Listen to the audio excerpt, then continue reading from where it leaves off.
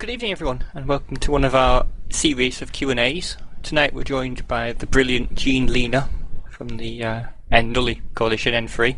Jean, welcome. Thank you for coming. Hello.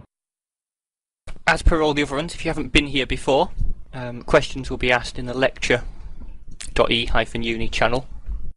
Some of you are already in there talking away. If you have a question to ask, feel free to hyphen it with a Q so I can spot it a bit easier. And we'll move through them at leisure. We'll start off with a couple, Jean. Could you just introduce yourself and obviously what you do in the Alliance and what your Alliance/Coalition is, for those who don't know? Okay, so I'm Nully Secunda. I'm Jean Lehner from Nully Secunda. I'm Spymaster of the Alliance and do spy type things. We're in N3, one of the founding members of it, and we're currently at war in the South. So there you go, guys. Lots of questions. Obviously, you remember Nully. They were the Corp, or the Coalition that experienced a lovely hell camp. So I'm sure you'll want to ask a few questions about how that went down. But while people are still running through them, we'll start with a couple people submitted earlier. And so how long have you been in Nully, Jean? That's a good question. I actually don't know the exact length of time. I think around 2 years now. And when did you start Eve? And what did you when you started out, what did you start playing?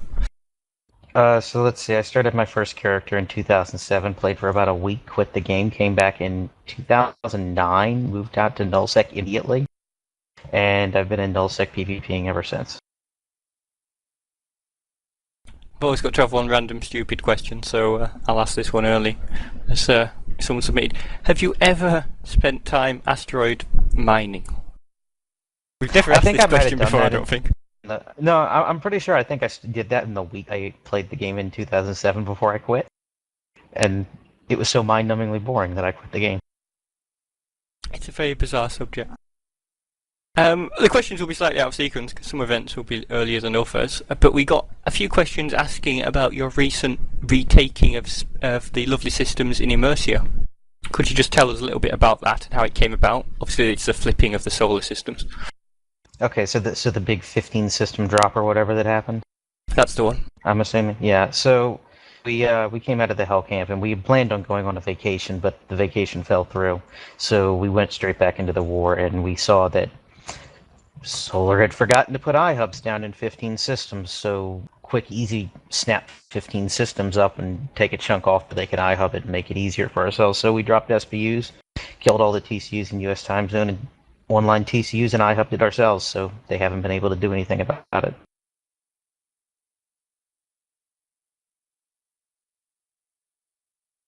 That's a lovely story. It's obviously, did PL help you out with that as well? It was a joint op. I think we did. I think us and NC did most of the grinding on that one, because that one was just spur of the moment. We just pinged all of our super caps up and had the SBUs down and went and took out 15 TCUs. It took, I don't know, 2 hours to go through all of it. I ran around with dreads and reinforced a bunch of towers while they were doing that. I'll ask one of these quick questions we've got here, then I'll go back to some more. We have a Skimpipe asks, did you have anything to do with darkness switching sides? Me personally, no. That was some other people in our command structure that had a lot to do with that. It has a lot to do with the fact that their leader is someone we've considered good people for a long time, and we offered them a deal and they took it. And there's a slight follow-up I can ask about that. That's a question we got submitted earlier. We've asked all of our alliances this. How do you view the new Hero Coalition, and how do you think that'll look to affect you? Coalition. The Hero Coalition is probably the best thing that could happen to EVE right now. We have a group of incredibly enthusiastic new players who are making their first foray into nullsec. And the best part is that they're making that foray into nullsec right next door to where I live, so I'm going to have an awesome place to go have a sparring partner to go have fun fights. It's amazing. I love Hero, and I love what they're doing. Obviously, you'll know a few of the alliances in Hero quite well, won't you? Yeah, I've had a good relationship with Test for a really long time. We worked with Test and Fountain. Spaceship Samurai was a member of N3, and Nexus Fleet as well. Brave Newbies is actually the only one that we didn't have real contact with before this. But From the few times I've talked to Licton and his people, they're really good people, and I like them. Yeah, they have a great reputation. We've often sparred with brave newbies. If you go in their low six system, you find a few Talwars around.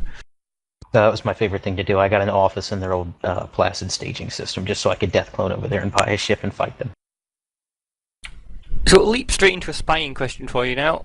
Jason Ender asks, hyphenated his middle name, how would you recommend starting being a spy? Would you start with corp knowledge, tell them you've got a spy in enemy corp, would you recommend it to your current corp, or would you keep them all secret? It depends on what position you're in. Starting out, the best way you can do it is you have a fresh count and you train it up and you eject it into someone. As to whether you tell your corp about it or not, it kind of depends on what your corp is doing. If your corp is involved in something where spying on a hostile fleet is incredibly useful, then yeah, I'd tell someone in your corp's leadership structure or one of your corp's FCs so that you can spy on their fleets for them and help them win fights against them. If you're looking to do something more intense, like rob the hell out of them, then you kind of don't want to tell anyone and play it close to the chest until you actually pull the robbery off or get it to the point where you need help to finish the robbery. So it's all situational. Yeah, it depends what type of spy you've got as well and how much intel you can gather. Nothing worse than being burned too early, so. The most killer question ever. Captain Marino asks, N3 was formed to kill the CFC. Do you think N3 will ever destroy it? Or succeed, obviously, in that basis? So that whole thing is just one giant misquote. The fact of the matter is that when that update was released, it didn't actually say that. They said something along the lines of like, we were formed for this, we made for this war, either we win or we burn. Which, yeah, I can see how it's interpreted to mean that, and in all reality, it kind of does mean that, but at the same time, it's a bunch of semantics, and I'm making a waste of time by even arguing it. But do I think we'll ever destroy the CFC? I don't know. That's a really tough proposition to go up against. They are the cream of the crop as far as coalitions go right now. And taking them, it's the same thing as whenever the NC was up in the north. They are big, and it's almost like a too big to fail situation. They're really big, and they're really hard to take out, and they're really organized, and the Batani is incredible at what he does. I'm sure he appreciates the plug. We had this question asked when we had Grafe here from PL, and it's appropriate for you guys as well, even more so as you spend a lot of time fighting the Russians. How often do you find the time zone advantage plays to your strengths? Obviously taking advantage of the Russians been locked within their own kind of time block. For the most part, always. We can, with impunity, almost siege throughout all of Euro and US time zone, make however many timers we want. I mean, we pretty much dictate the pace of whatever war we get into with a Russian bloc because we control 2 out of 3 time zones, and right now, in fact, we control all 3. So it's always a big advantage. Unless it's the major problem that the Russians have going to war with people these days is that unless they have a developed time zone outside of their own, they don't really have a way to control the pace of the war, which is the problem they ran into off the bat. Halloween, when this started up, is that we were able to time our timers for US and siege them all the time, so they instantaneously fell back on the defensive. Which provides a nice advantage, because you can control your own timers so it's weak against them, apart from when they have, as you said, help from the CFC, for example. Yeah, I mean, it's really easy to burn out in a defensive war. Like, I mean, they don't have to fight you, so you can end up repping structures all day, and that's incredibly boring. So you can turn it around and make it an offensive war. You're going to have far more success because they either have to fight to defend their timers or seed the systems. I love the question from Captain Marino again. Has N3 replaced all of their Titan losses from the lovely battle in BR? All of them? No. I know Noli hasn't for sure. Hasn't replaced all of ours. I think we lost 4, maybe How 3. many I'm did not you sure. lose in total as your coalition side? Sorry. I think it was 59 was the number. It was a lot.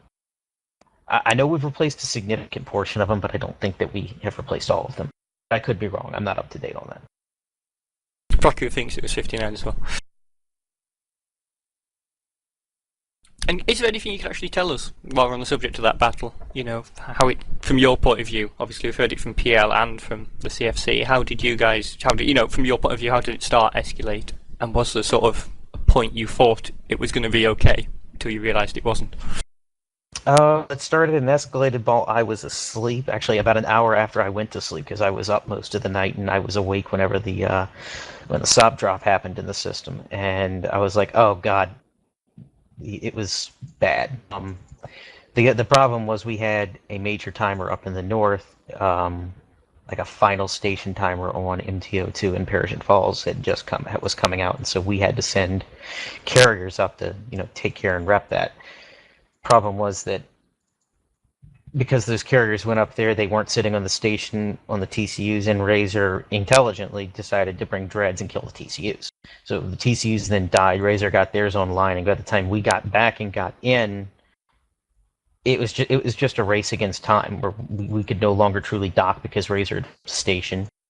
It was a race against the hostile TCUs online and needing to kill them, and the CFC and Russians had formed up their super caps, and we had to either decide whether to go all in or risk losing the war right away because PL is completely out of it because all their shit is trapped.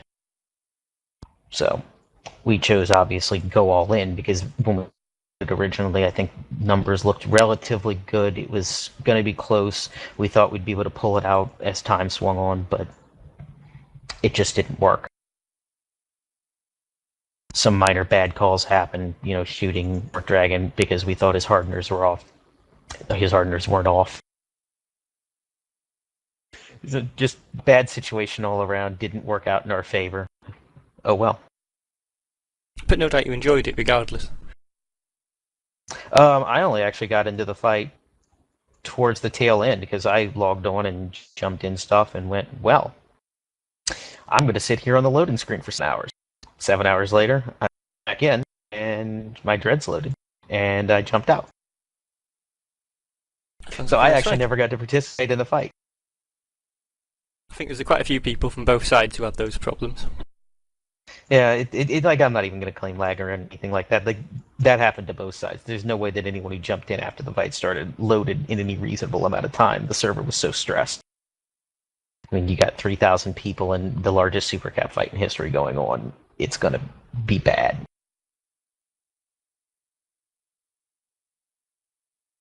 I love the question here. We've had this mentioned a few times, obviously, with the political issues between Russia and Ukraine. And there was even a lot of rumours, I don't know if everyone's read it on the forums early on, with obviously the Darkness of Despair folding, that was to do with those tensions. They were just rumours. But do you think that will affect the alliance slightly? Because there is a large portion of Ukrainian players within the Russian blocs. I really don't know. It turns out that the rumors that initially came out on that were false, that wasn't actually why it happened. We still don't know the exact details of why Darkness of Despair wow, that was good. Darkness of Despair, why they disbanded. We don't know the true full backstory of that yet, but we know that it was Ghost Storm that did it, and we have flittings around of him having been very upset with the performance of his alliance of late, and so we're assuming that he just pressed the button because he was angry. But to be honest with you, I really don't know if it's going to affect the Russians overall because so far, like right now, God, I don't want to come off wrong here, but I think the only major Russian entity nullsec holding was beyond, well, I guess XDeath too. I was about to disclude someone, but I was going to say Solar Fleet, and I actually don't know what their comparison of Russian members to Ukrainian members is. I can see it affecting them if they have members in the Russian military that are now off in dealing with the Ukrainian crisis and all that, but I really don't know. I hope it doesn't. I mean, real life politics interfering with a video game is shitty. It's almost as bad as a video game interfering with real life politics. Yeah, right? So I'll ask you another follow-up question we had submitted earlier. Obviously you're a spy master, and obviously you won't answer this directly, but people were wondering, is there, at many points in your EVE career, is there any alliances or coalitions you haven't had a look around in? Mm, You don't have to name names, but if there's a couple or... I gotta think about that. That's a good question. And is it either because, if there is any, is it because they're no threat and it's not worth your time, or they're No, quite I tightly mean, knit? yeah, there's a lot that would be out there that just like I didn't bother because they were, you know, either non-sov holding entities or someone I would never like high-sec entities. I would never typically bother with that unless I was looking to rob them blind. But for the most part, if they're a nullsec entity, yeah, I've had a look around in them at some point. There's not many alliances out there that I haven't looked at that have held Sov and nullsec or been a major player in PC nullsec. So not counting Braku actually, have you ever had a spy within E-UNI? No, I've never even. I'll be honest, I've never even bothered trying. Like, if I needed to, I could get a character into EVE-UNI because it's pretty easy to start up a new character. But like, why would I spy on EVE-UNI? You guys are cool, and you don't get involved in 0-0 politics, and that's where my focus is.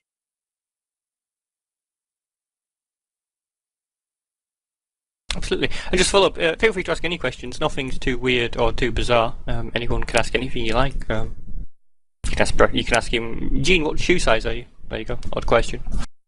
10.5. There we go. Useful information, guys. So follow it up with spy activity again. If you were running a spy, using a spy, how active do you need to make it? Do you feel? Do you have to participate in all the ops? How do you keep it from looking obviously inactive without standing out for being too active? If getting the balance right. Yeah, it's a tough balance. You have to basically want to live two in-game lives, I guess is the way to put it. It depends. Sometimes you want standout is really active because you want to get promoted in the corp, and now you have POS roles, and now you're a director. Now you're a director spy, and you're really useful. Sometimes you want to just kind of be the line member who is sitting there relaying the comms of the enemy fleet and telling us who they're shooting at, so that we can tell that guy to broadcast for reps before they can lock it. So the best way to do it is just kind of do it how you'd play your character that you play as your main, really. If you want to play your main and you want to become higher promoted in the corp, obviously you're going to do more stuff for the corp. If you don't, you're just going to kind of attend fleets, get some kills. So it's really just kind of think of it less about how you want to play that character as different, and think of it how you play your own character in your main corp, and play it accordingly as to what goals you want to accomplish with spy. It's almost like trying to fly casual without flying casual, to get the Star Wars quote in there for you. Mm-hmm. There's a question for you that we got asked earlier. Obviously, Nully gets a lot of recognition for being, I have to think the best way to word it. You've never been part of the big blocks, that have been early on, and you often get labelled as, I suppose, the uprising against the CFC or the dominant powers. Does that give you an advantage? Do you feel you get quite a lot of recognition and recruitment because people enjoy being the underdogs, if you'll accept that title? I'll accept the title of underdogs because we kind of are. Anyone who isn't directly in the CFC right now is technically the underdogs of nullsec. We may be able to give it a good go, but right now fighting the CFC in a head-to-head war is a tough proposition, and I don't even want to go down the road of how hard that war would be. But I don't know that it gives us recognition and recruitment, because you kind of have two polarizing forces in nullsec. You have the CFC side, and you have the other side, and so you end up with a lot of corps that are pro-CFC, you have the ones that are anti-CFC, and you have the ones that are just kind of in the middle and don't really care. And we for sure get the ones that are anti-CFC. Like those are the ones that are hard. Will never go to the CFC Gurgoon. The ones that are in the middle, I mean, there's no that the underdog thing really isn't a big competing measure to get them. And it kind of, at that point, it just comes down to what can we offer them? Do they like the way they feel when they talk to us? Do they like what we do as an alliance? It comes down more to how we operate as an alliance and what they see when they look at our kill boards and our success in fleet ops that they fought us in, things like that in the past. Absolutely. Or as opposed to the fact that we're an underdog or not a part of a big block, which we are part of a big block. Big, but not as big as. Yeah, not as big as, but it's still a huge blue list. Ridiculous. Absolutely. Blue list. But obviously, you do. If you just take it, obviously, as you said, it's basically in a broad sense, it's either CFC or someone else. And generally speaking, obviously, if you pick the someone else side, you've always got a very large group of people you'll generally be shooting at. Being obviously, the CFC and the Russians, which gives you some advantages. It's not hard to find PvP for you guys looking at your kill board. For example, you often find some decent fights. And some successful fights too, looking at your lovely battle in PDF. Oh yeah, that was I was actually out when that one occurred. I got home right after it ended. That one was a fun one. We drag bubbled a Nyx off of their bus when they were trying to ninja SBUs down, and dropped 20 Dictors on the Nyx. We dropped a fleet of APOCs and super couriers on it. They tackled our super couriers with their Tengu fleet, so we brought in Ishtars, wiped out the Tengu fleet, and wiped out the Nyx and went home. And then our FC passed out because he's been up for 48 hours or something. It's a lovely kill board. It's nice to see a lovely group of Munins as well. Even though you were shooting them, but still it's nice to see a lovely group of them. Yeah, that's not our kill board isn't even a really good accurate representation. Eve kills one is better. It's like, I don't know, there's something like 40 strategic cruisers killed for, I don't know, I think we lost like 20 NAPOCs or something stupid like that and killed the Nyx as well. That's fairly decent. I'll just remind you all, obviously, if you have a question to ask, you can ask it in our lecture.e-uni channel. Just start it with a Q. I've got plenty to read from, but you can enjoy the back and forth part, ask follow-ups, etc. to your questions if you like. This is a controversial question, and I've heard it many times. Do you ever think that CCP help any large alliances? And obviously that's stepping back to the old days when it was Band of Brothers and the big scandal back then. See, I don't think... do I think that CCP has characters in the CFC and N3 in the Russian bloc in Hero in E-UNI? Yes, I do think that there's characters in there from CCP employees. Do we know who they are for the most part? No. I'm sure that someone's spy network has managed to figure out through an Icelandic IP or something that that's a CCP employee. But do I think that they're helping alliances? Absolutely not. I think they learned their lesson with the T20 incident. I'm positive that they learned their lesson with that, and they know that they would probably kill their game if it happened again, because it damn near killed it the first time.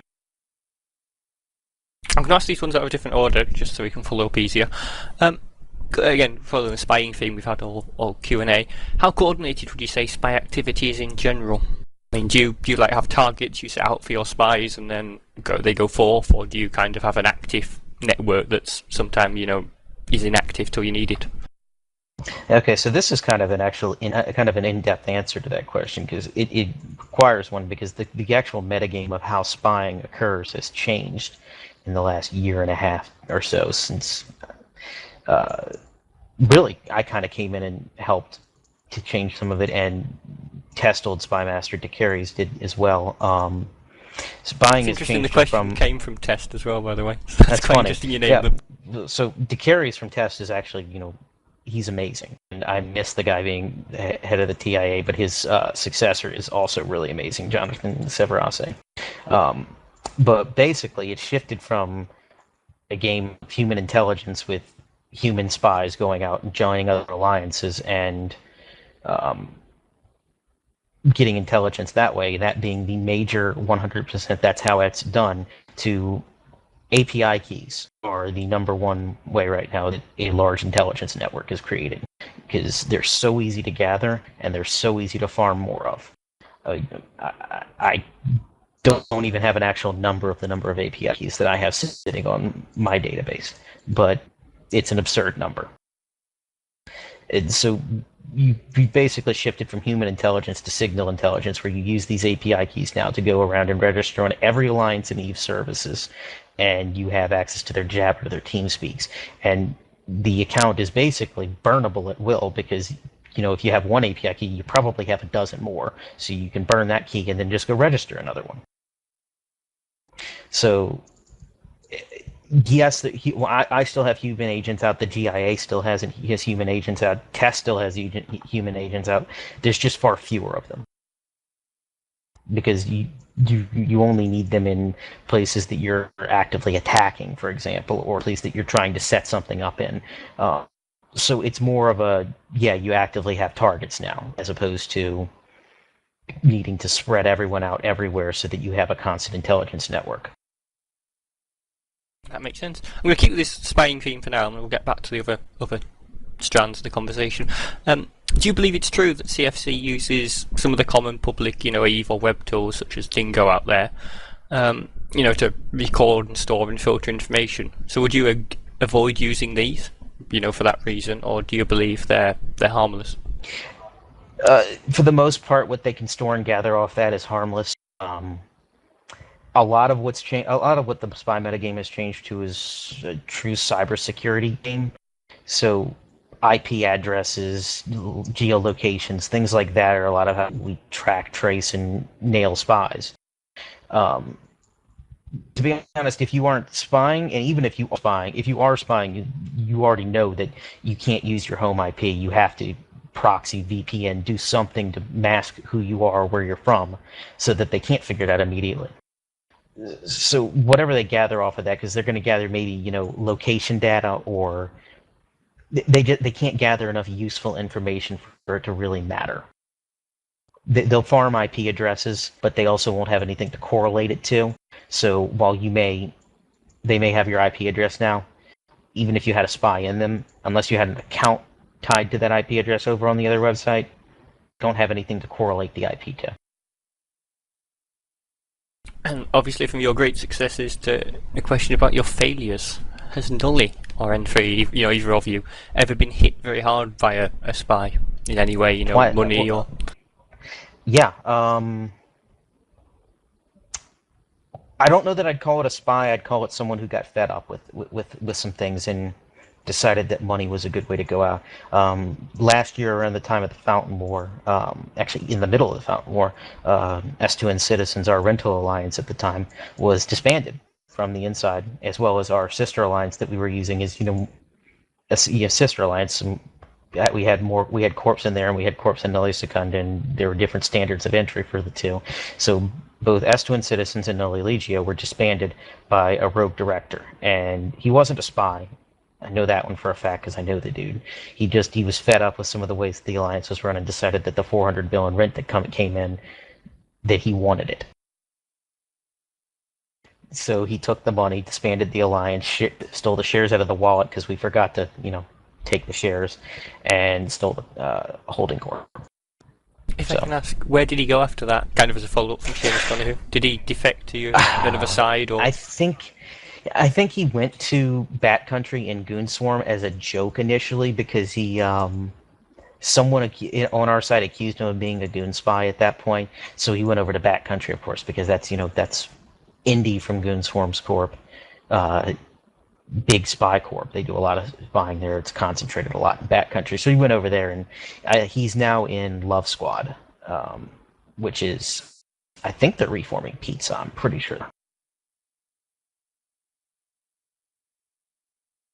But they were in Black Legion, so yeah. It was actually, I think, two guys that took the money and ran with it, but I don't know. Long story. Yeah, we got hit pretty hard there. As you That was mentioned, 1 month when we had to go regrind. What was it? 65 stations and 200 some SAW systems in one day. I was just about to ask you about that. Yeah, the regathering of it takes a lot more time really than the actual damage initially does itself. It took about 12 hours to get the whole thing sorted out and back under our control.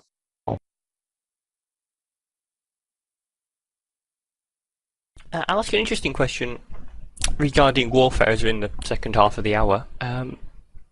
What's your main doctrines you like to use, and what ships do you feel are most fun? I'm not talking about your big battles, obviously, because those are dreads and carriers. But if you're doing a small or smaller fight, what's your preferred ships for you field, or do you enjoy flying? Quite a broad question there. As an alliance right now, we fly Proteuses, Ishtars. I think we're about to roll something else out. I can't think of what else People we in fly. chat Hold spamming the on, let me word go to my Gila wiki. as well. Yes, Gillas. Gillas, we have Gillas Secundo. We started using Gillas right after the drone damage amps became a thing. We used them in Delve in 2012, and we just massacred fleets with them ever since whenever we convince ourselves to go out and use them. Although the Ishtars give them a run for their money with how good they are. They sig tank better and they're faster with their warp drive. They're awesome. I'm actually going to my wiki to look at our fleet doctrines list. Eagles, we fleet Dominic is up until the assigned nerf, and I'm pretty sure we're replacing those, and then we fly, Taloses and battle cruisers and things like that as well. That sounds fun. And Scepters are amazing. We fly tons of Scepters. Any preferences for the Scepters? That's an interesting question, because lots of our new guys are enjoying, the Scepters buff. They're all slightly viable, though some are more equal than others. Yeah, as far as large fleet organization type things goes, the Crow or the Malediction the best. Just because, you get light missiles, they have like a 40, 50 kilometer range, and they do enough volley damage that if you get 200 Scepters in a fleet, they'll kill something in one shot. And obviously they're great fun just for the fact you can warp around almost with impunity, unless you land on a smart bomber. While we're asking about fits, obviously, ignoring the lovely Gila, do you have a personal favourite ship you like to fly? Be it a class of a ship or a ship itself? It's a good question, because I like to fly a lot of ships. Great I haven't for actually been out PL's favourite soloing in was a long time, Pilgrim. but right now, Just to add that to my favorite right now is probably any of the Scepters. I haven't found one that I truly like over the others, but typically when I'm going out and soloing or doing other things, I like to fly. I don't know, the Maelstrom, I was having a lot of fun with that the last time I went out. I like triple ASB tanked it and was just wrecking people. And I've wanted to give this sacrilege that I stole someone a shot. So we'll have to see how that works. Sacrilege has always been a fun ship. If you were asked to describe your alliance, as in its stereotype, what do you think it would class as? An example there obviously Terrible. is... You'd say terrible. I was going to say PL's normal response is obviously there. You say PL, most people think of hot dropping. It's what they're famous for. It's how they got known. So you'd say terrible for you guys. I'm not kidding. We're a bad alliance. No, I don't know, Gillis. Because that's what, at least internally, that's what we're best known for. But I really don't know how to classify it externally, because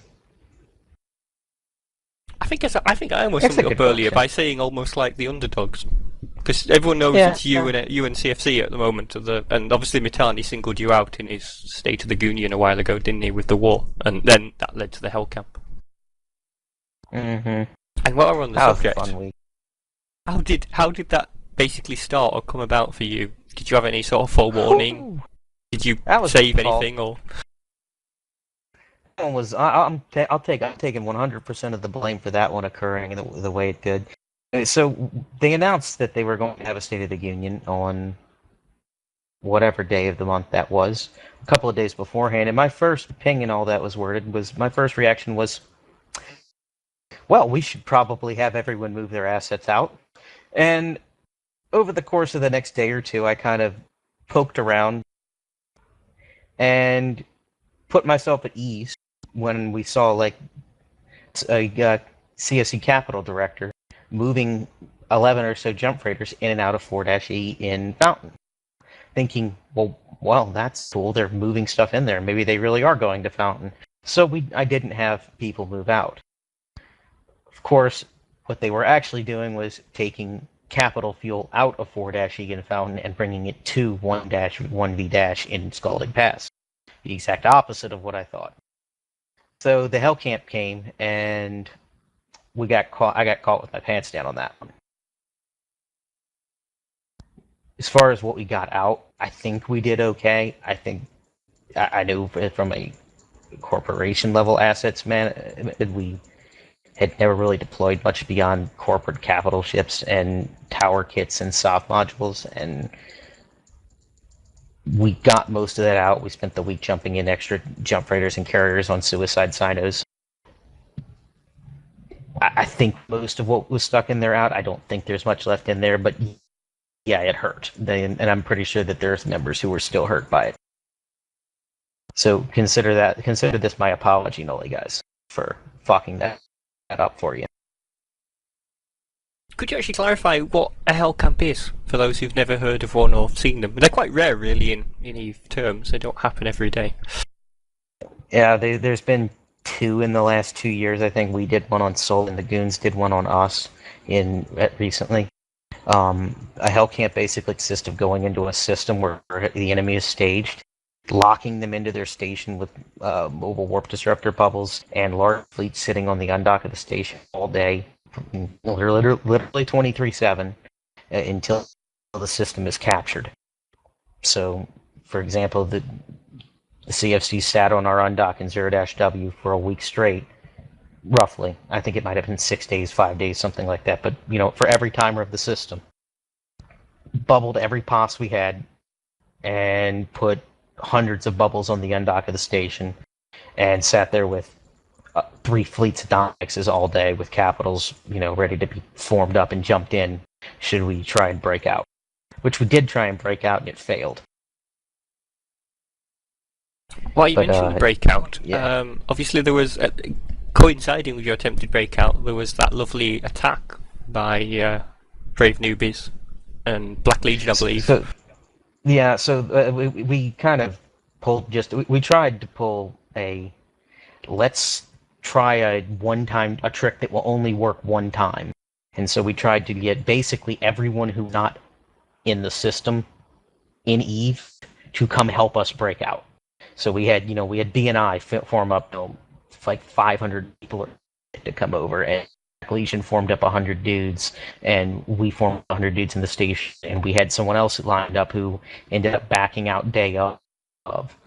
If we had them, we actually might have pulled the breakout off. But we actually got almost everyone over. B&I got all the way to like Great Wildlands before Black Legion got spotted. So our breakout got spotted before we could get everyone, in bridge range.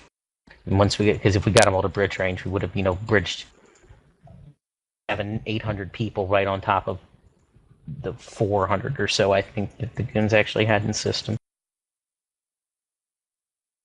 It didn't work out, but it was a one-time play that we had to give a shot at. And there was also the attempt not the attempt, sorry, it was successful, wasn't it, where some capital assembly arrays were destroyed in the home space in the north. Actually, it was Fountain. That's Fountain, was it? And yeah, so it worked out timing-wise perfectly, because right as the Hell Camp started, I think Tess and Fountain Core residents went and reinforced a whole bunch of CSAAs in Fountain, like 6 or 8 of them. It was some ridiculous number that were building. So obviously the CFC was going to have to respond. Didn't want to lose like 6 or 8 Titanate supercarrier builds, because every one of them was building. So Test in Black Legion and people formed up to take the fight over there. The CFC came over with carriers and Get Off My Lawn and Fatal Ascension and LI3 Federation all formed up. I think Dominic's, and we sent over a guest FC to run tests as dictors so that we could screen bubble the carriers away so that they could never get to the CSAAs, and that worked, and 2 CSAAs died because of that. Which would be considered quite a lovely success, really, for the planning. Incredible success. One of them was a Titan and one was a supercarrier. So, yeah, it's like 120 billion is killed or something, like market value. And it'd be a safe bet, because obviously after the BR battle, most large entities are rebuilding Titans and Supers.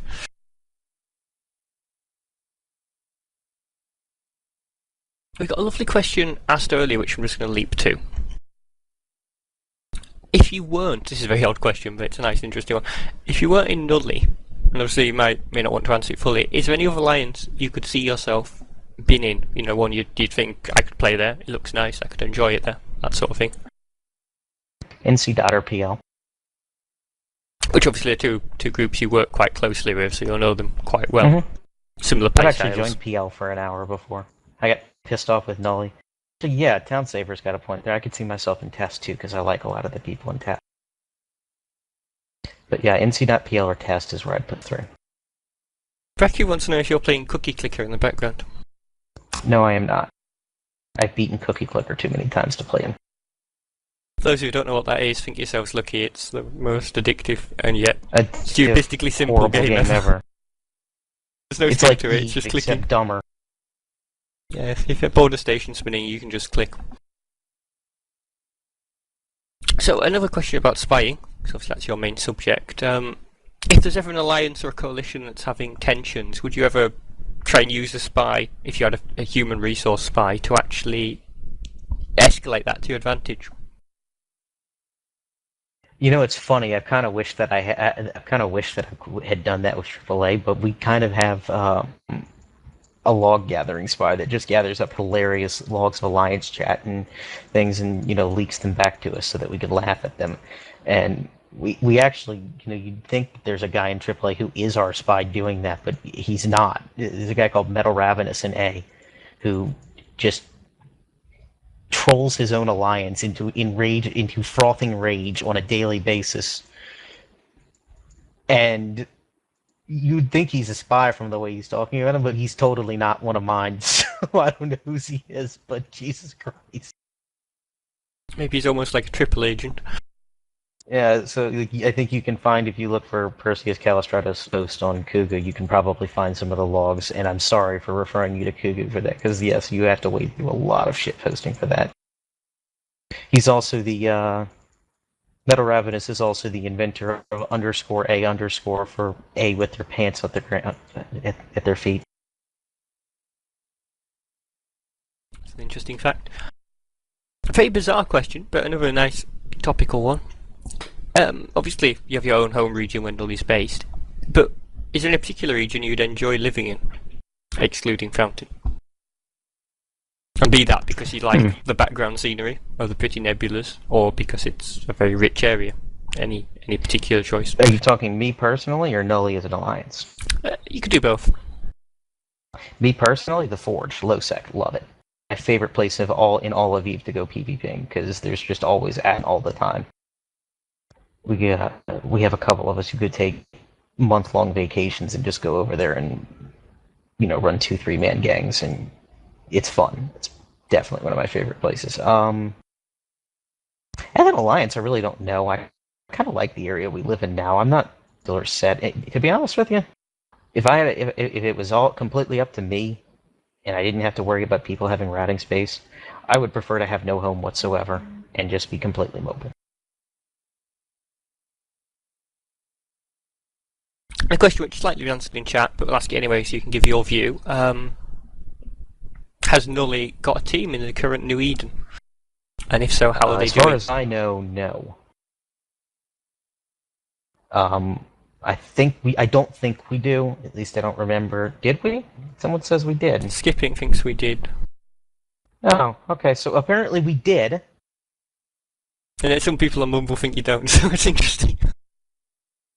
If you did have one, I obviously think it's Shiva. We may or may not have. Yeah, we can poke Zero on our forums. May or may not have had a team. I don't know. It wasn't something that Nully officially put up, at least as far as I know. So it looks like Shiva, one of our corps, was running it. And since they said we did, I'm assuming that means that they're out. The team we're actually rooting for is the one with the Corp Freegates running it, and they're X-100 They live in Fountain Core, and actually are the core of the team won the Alliance, or got second. They either won or got second place in the Alliance tournament where they gave out Cambions in a tournament.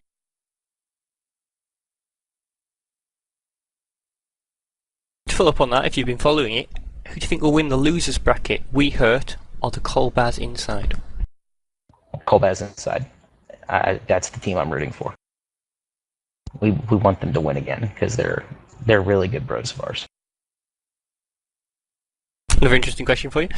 When do we get ARAM back? Oh, I don't know. Whoever asked it, I really don't know, but I want him back. ARAM Kachaturian for CSM 9. Nice plug there. We will be doing some CSM Q&As later on once candidates are more finalised. Again, I'm sure I just made someone in my alliance mad to watch. Getting a lot of messages. Another lovely question about Hero. Where do you think they stand right now? They've had obviously some early successes and failures, but they equally have a nice active player base, and they're also very enthusiastic. Do you think there's anything in particular that's holding them back, or do you feel their coalition with Test will work out? So obviously on paper, Test is the experience, and obviously Brave Newbies is technically the manpower, and together that should blend quite well. How do you feel it'll all work out for them? So I do think that they'll have success. I don't think this is going to be something that falls flat on its face. I mean, if you're putting 600 dudes into a system, it's kind of hard to fall flat on your face. I think there's growing pains, and I think they'll get past those pretty quickly. I agree with you that Test is the experience and Brave Newbies is the manpower, and that it's a great combination between the two because Brave Newbies is, I don't know, I guess you could call it in charge, but it's tough to explain. It's not so much of an in charge, and one's in charge and the other isn't. It's more of it's a great relationship because you have one that's there, done that, and they can help to kind of make sure that nothing is done incredibly stupid to the point of, well, that's just going to kill you. So yeah, I think they'll have itself almost. Yeah, that kind of thing. Like I think they'll have a lot of success, and I think that they'll. I like them a lot because they're a lot like Goons were back when they first jumped into the Mill-6 scene. You know, just fleets up and 600 people. First fleet's full, and then second fleet's full, and they're all in rifters, and they're out just PvPing because it's fun. That's what I really like about it. It's a great injection of life into the game because we can just have people go over and we can get a fight any time of the day, and we know we're going to be horribly outnumbered, but it's going to be so much fun. Which is sometimes people forget that in EVE. It gets too focused about winning rather than actually enjoying the game. A lovely question from Captain Marino. What's your worst experience in EVE? Is it something that ever made you close to quitting? Not counting the time you went mining and did quit in 2007. The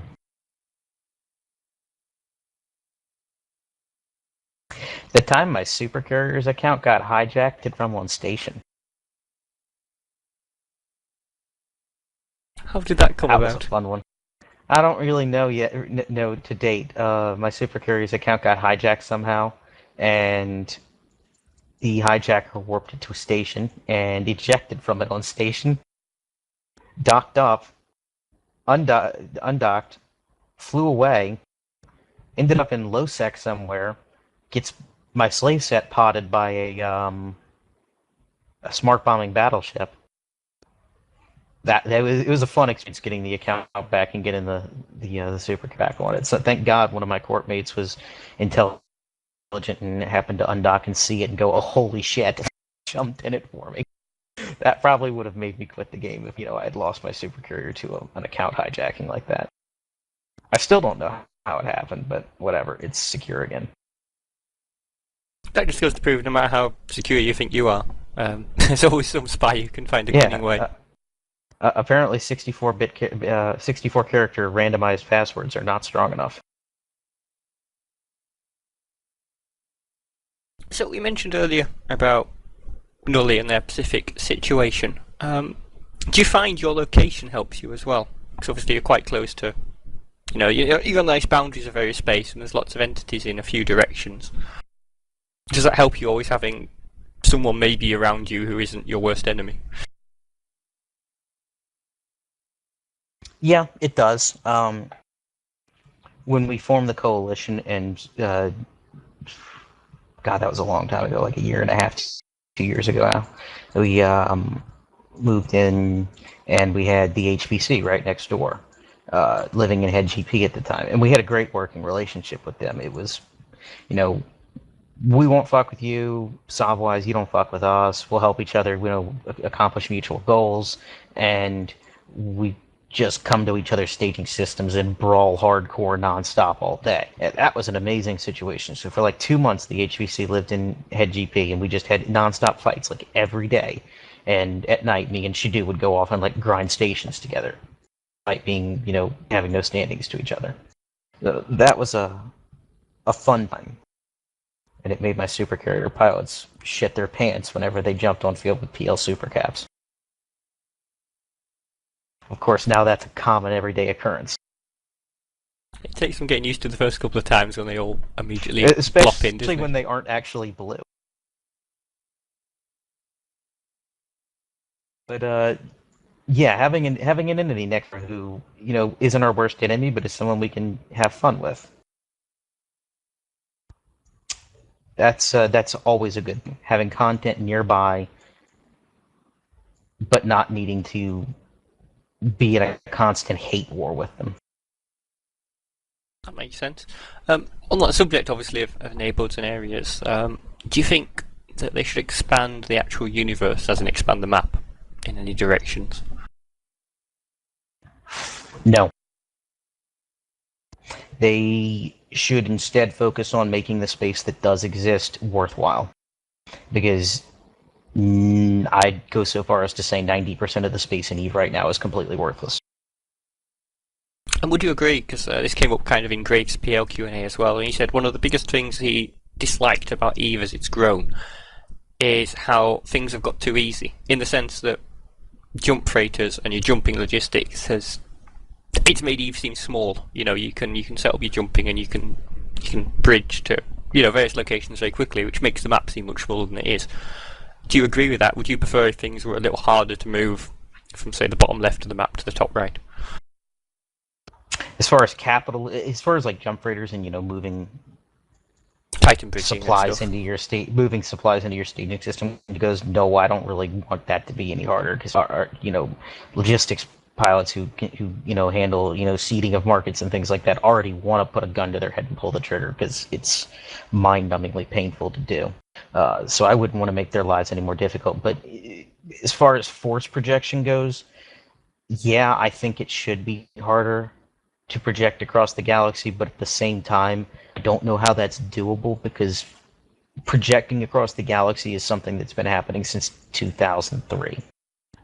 Because even if we didn't have capital ships, if there's a big-ass fight going down up in Branch, and I'm in Esoteria, and that big-ass fight is in 10% tie-dye, I can be to that fight, and it's only been going on for 10 minutes, and it's 60 jumps away, and I can take a battleship fleet through gates and get there, and the fight's only been going on real-time 10 minutes. So I don't know of a way to actually solve force projection without breaking drastic changes to the soft system, because it's timers that cause force projection to be an issue right now, because everyone in EVE knows that there's going to be a fight at this time on this day in this place. Absolutely. One question, obviously this has come up before, at the moment obviously you've kind of got your rings, it's a bit broken in places, but you've kind of got your high sec in the middle, surrounded by your low sec, surrounded by your at times NPC null going out to your soft null, and that's kind of the rough map. Do you feel there'd ever be any need to add anything, as in maybe reverse the ring, so when you get to the soft null you then go back out to NPC null or low sec or high sec, and it's more of a dartboard more layers on the outside, not just lots of more Sovnal. Now, I'm not much of a high sec, so I can't really know that I'm right on this, but I don't see much point in that. Uh, I'm gonna guess that most sec systems are not like maxed out population wise, and in fact, the major income sources in high sec can't be maxed out population wise because they're mission running and things like that. So creating more high sec space that people have to go from high sec through null sec back to high sec to get to just seems like you're going to end up creating swaths of space that no one's ever going to use. That makes sense. Obviously, low sec is barren for its own reasons for the most part. If you go outside of faction warfare zones, it's kind of hard to find people just doing things in low sec these days, and that's something that should be addressed on its own. But I don't think adding more space to the outside of null sec is really something useful. That makes sense. It's the same, obviously, with lots of nullsec itself. You can roam through that in an interceptor and barely see anybody in local. I'll be honest. I flew from my staging system before in Amencia, I-NJ, and I flew. If you look at the eve map and you look at nullsec and how it's a ring, I flew that entire ring, and I saw maybe 100 people across every jump, across the total ring of nullsec, because I was renting offices in just about every system I could for my new work. Took about 4 hours. It wasn't fun. Quite a trip. Lovely question from Harry Vexer from Northern Associates. How much do you guys pay for your IT services? Roughly. Good question. Depends on who you. It depends on what for. We have our web developer and developer in general. He's actually here. He handles developing all of our stuff. I really don't know as far as what our servers cost to run. It's a good question. I don't know off the top of my head. Icarus, do you know? You can answer me in Jabber. While he's answering, I'll ask a quick follow-up as well from one of your lovely members. Me, of course, wonders, what would you do if CCP reset everything one day just to see what would happen? I imagine you'd quit the game. I might not. Depends. It's a tough one to imagine just because it's, yeah. It's a tough one to imagine, but at the same time, it'd be a hell of a lot of fun to have everyone be newbies again.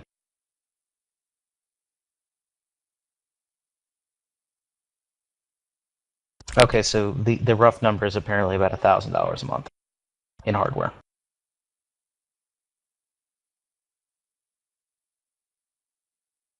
Just think how many McDonald's you could buy for that. Yeah, I don't know if we actually pay that much for it. I know that's about how much hardware we use.